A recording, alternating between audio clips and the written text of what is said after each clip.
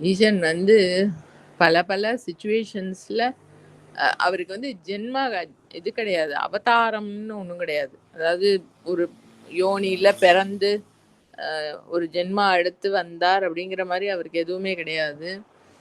அந்தந்த சிச்சுவேஷன்ல என்னவா எப்படி வந்தா அந்த சுச்சுவேஷனை ஹேண்டில் பண்ண முடியுமோ அந்த உருவத்தோட அந்த தன்மையோட வந்து அந்தந்த சுச்சுவேஷனை ஹேண்டில் பண்ணுவார்.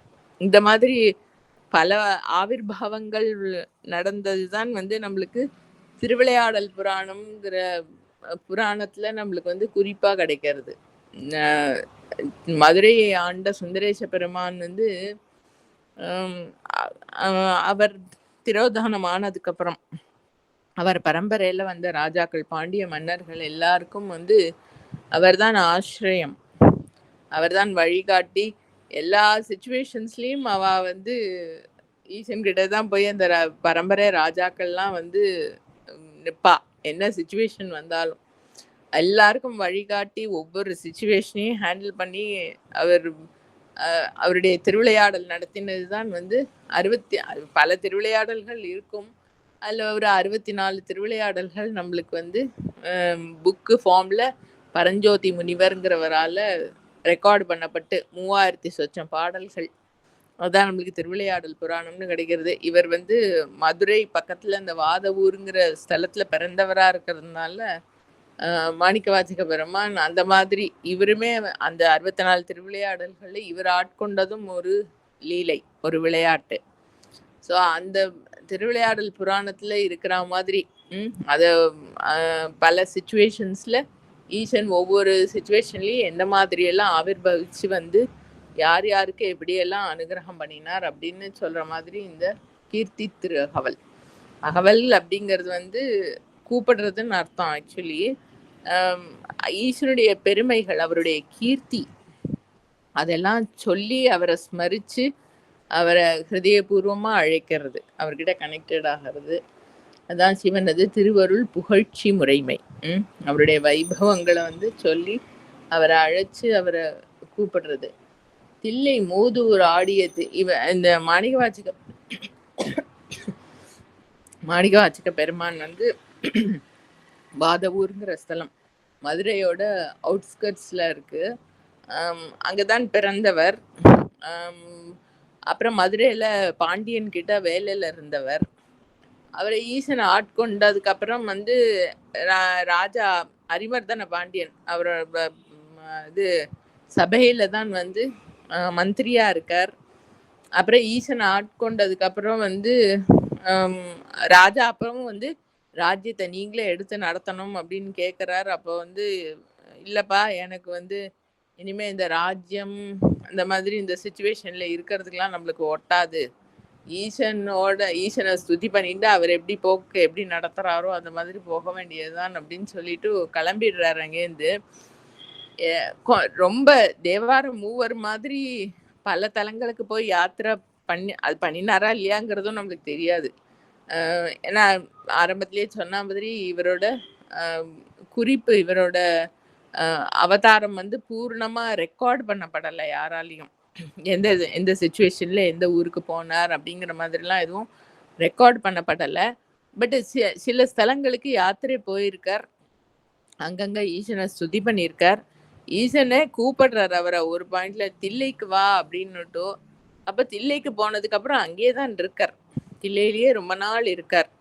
அவர் அங்கே இருந்த இடமும் இருக்குது, தப்போவனம் மாதிரி, அங்கேயே இருந்து வழிபட்டுன்னு இருந்தது. அப்போ ஈசன் புறப்பாடு ஆர்த்தே தான் அது பாடப்பட்டது. ஸோ தில்லையில் இருக்கிற ஈசன் அவருக்கு ஆட்கொண்டது, அப்புறம் அவர் யாத்திரை பண்ணினது, தில்லையில் தங்கி இருக்கிறது, அந்த ஓவர் தி இயர்ஸ் அந்த பலவிதமான இன்சிடென்ட்ஸ், ஈசன் எப்படியெல்லாம் அருள் பண்ணினார் அப்படிங்கிறது எல்லாமே இதில் ரெக்கார்ட் ஆகிருக்கு. தில்லையில் பாடினதுங்கிறதுனால அதுலேயே ஆரம்பிக்கிறார். தில்லை மூதூர் ஆடிய திருவடி. அது மூதூர், தில்லை ரொம்ப பழமையான ஊர். நம்ம காழி சொல்லுவோம், சம்பந்த பெருமான் அது பதிகத்தில் வந்து இது பண்ணி சொல்லுவார், பிரளய காலத்திலையும் அழியாத தலங்கள்னு 7 தலங்கள் சொல்லுவா. முதுகுன்றம், காழி, காஷி உண்டு நினைக்கிறேன். அந்த மாதிரி 7 இப்போ கரெக்டாக 7 தலங்கள் ஞாபகம் இல்லை. 7 தலங்கள் சொல்லுவா பிரளயத்தில் அழியாத ஸ்தலங்கள்னு. அதில் சீர்காழியும் ஒன்றுன்னு சொல்றது. பிரளய ஜலம் வந்தப்ப வந்து அம்மையப்பர் வந்து பிரணவத்தை தோணியா கொண்டு அதுல அப்படியே மிதந்துட்டு இருந்து பிரளய ஜலங்கள்லாம் வடிஞ்ச உடனே அப்படியே தோணியப்பரா அந்த மாடக்கோவில்ல வந்து கோயில் கொண்டு விடுறா அப்படின்னு எந்த காலத்திலயும் அழியாத தலங்கள் தலம் அப்படின்னு தில்லைக்கு அந்த மாதிரி சொல்றது இல்லை. இருந்தாலும் அவர் வந்து தேவதைகள்லாம் வந்து அந்த தில்லையில நடராஜ பெருமான் இருக்கிற சித் சபை வந்து பொன்னால வேயப்பட்டது. கூரை வந்து தங்கமயமா இருக்கிறது.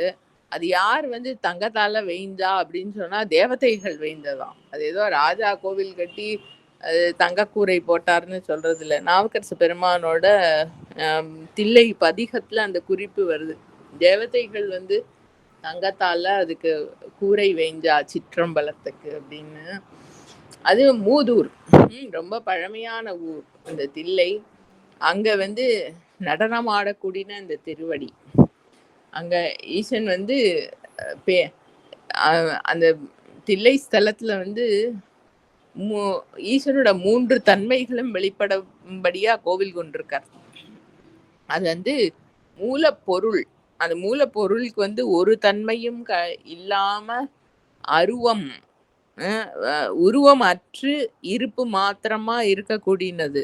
அந்த தன்மையில சிதம்பர ரகசியம் அப்படிங்கிற அங்க வந்து ஆகாச தத்துவம். ஆகாச தத்துவம் சொல்றோம். அது என்ன ஃபார்ம்லெஸ், இருப்பு மாத்திரமா இருக்கக்கூடிய அந்த ஒரு தன்மை.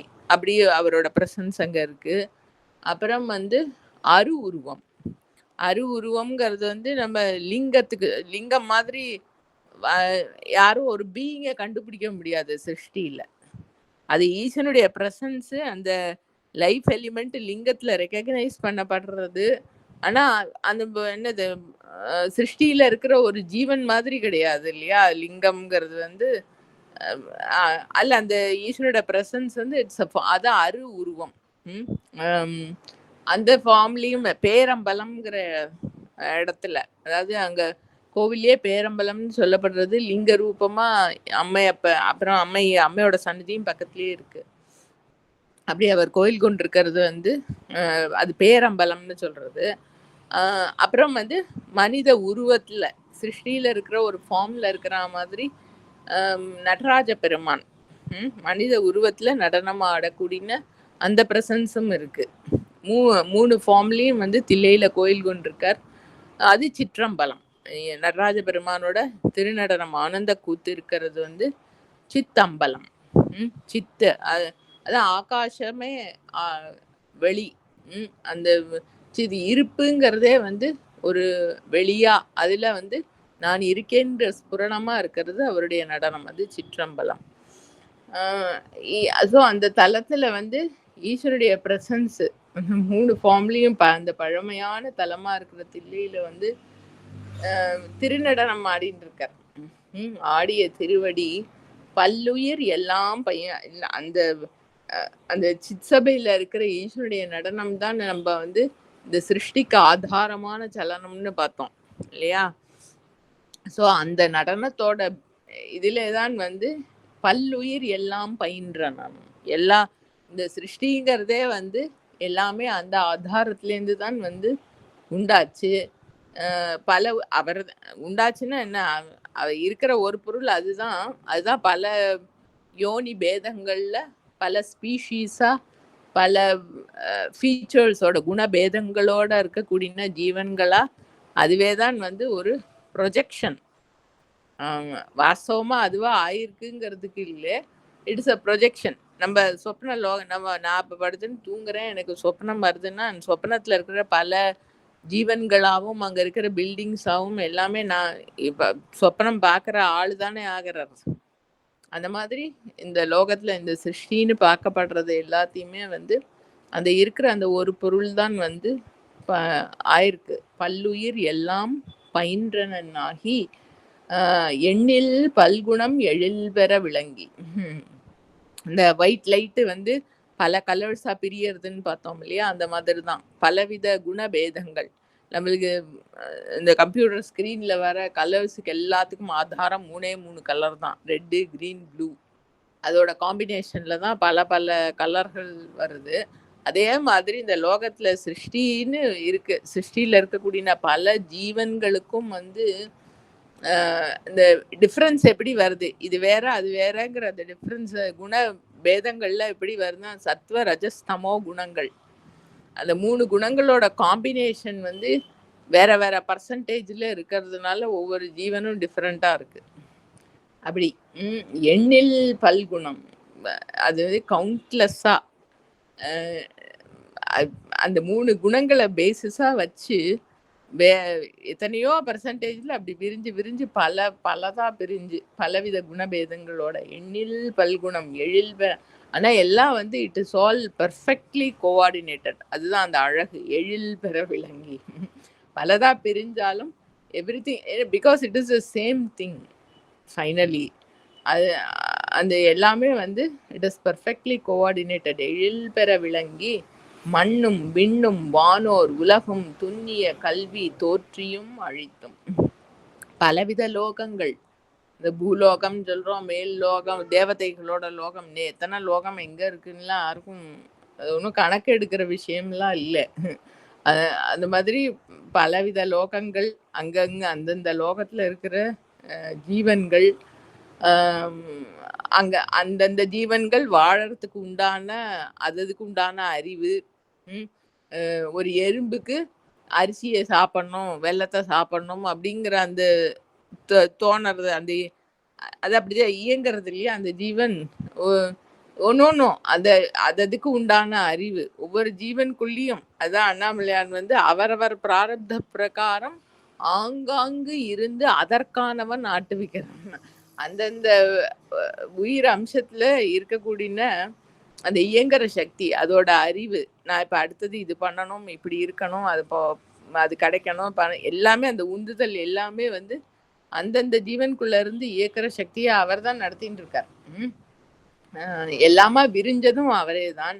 அதாவது ஸ்திதின்னா என்ன, இப்ப நான் இது மனசை வச்சு பார்க்கறதே தான் இந்த கன்ஃபியூஷன்.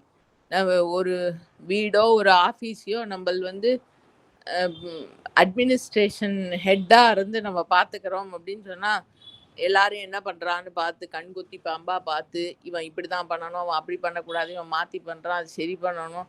ஆக்சுவலி ஈசன் வந்து அப்படி லோகத்தை வந்து ஸ்திதி கர்த்தா சொல்றோம் இல்லையா நம்ம மகாவிஷ்ணு, அவர் பாத்துக்கிறாருன்னா இப்படி அப்படி ஒன்றும் பண்ணலை, அப்படிலாம் பண்ணா பைத்தியம் பிடிச்சிடும். இப்ப அது நம்மளுக்கே பார்த்துக்கலாம். நம்ம ஸ்வப்ன லோகத்துல எல்லாம் இருக்கிறதே நம்ம தான், அதை மேனேஜ் பண்றதும் நம்ம தான் இல்லையா. அங்க வேற யார் வந்து ஸ்வப்ன லோகத்தை வந்து யார் மேனேஜ் பண்றா? அது என்ன, இப்ப சொப்னம் பாக்குறவர் வந்து நான் மேனேஜ் பண்றேன் அப்படின்னு நினைச்சுண்டா பண்றாரு. அங்க அந்த மைண்டுங்கிற எலிமெண்ட் இல்லாததுனால அது வந்து நடக்கிறது. அந்த மாதிரி தான் அந்த லோகத்தை வந்து அவரே தான் எல்லாத்துலயுமா இருந்து எல்லாத்தோட அறிவாவும் இருந்து நடத்தின்னு இருக்கார். துண்ணிய கல்வி தோற்றியும் அழித்தும். இந்த பலவித லோகங்கள், அங்க இருக்கிற பலவித குணாதிசயங்களோட இருக்கிற ஜீவன்கள், அதுக்கு எப்படி வாழணுங்கிற அதனுடைய அறிவு, எப்படி இயங்கணுங்கிற அதோட அறிவு எல்லாத்தையும் உண்டு பண்ணி அது எப்படி இருக்கணுமோ அப்படி இருத்தி அப்புறம் அதாவது வந்து இந்த மூலத்துல கலக்கிறது அப்படிங்கிற எல்லா செயல்பாடுகளையும் நடத்துறதா இருக்கிற அந்த ஒரு சக்தி, அதான் அந்த தில்லை மூடூர் ஆடிய திருவடி. அது அந்த சலனத்துல வந்து இந்த எல்லா லோகத்தையும் உண்டாக்கி இருக்கிற மாதிரி வச்சு அழிச்சு இதா பண்ணிட்டு இருக்கு. நம்ம முடிச்சுட்டோம், மத்தலப் கரெக்டா டயத்துக்கு வந்துட்டோம். நம்ம லேட்டா தொடங்கினோம், ஆனா அதுக்குன்னு ஓவர் ஷூட் பண்ணினா எல்லாருக்கும் இடிக்க போறதேன்னு தோணுறது. தொடர்ந்து பார்ப்போமா? அது தனக்கு எப்படி அனுகிரகம் பண்ணினார், எல்லாருக்கும் எப்படி அனுகிரகம் பண்ணார் சொல்லின்னு வர்றார். நம்மளை தொடர்ந்து பார்ப்போம். திருச்சிற்றம்பலம். ஓம் நம சிவாய. தென்னாடுடைய சிவனே போற்றி, எந்நாட்டவர்க்கும் இறைவா போற்றி. அண்ணாமலை.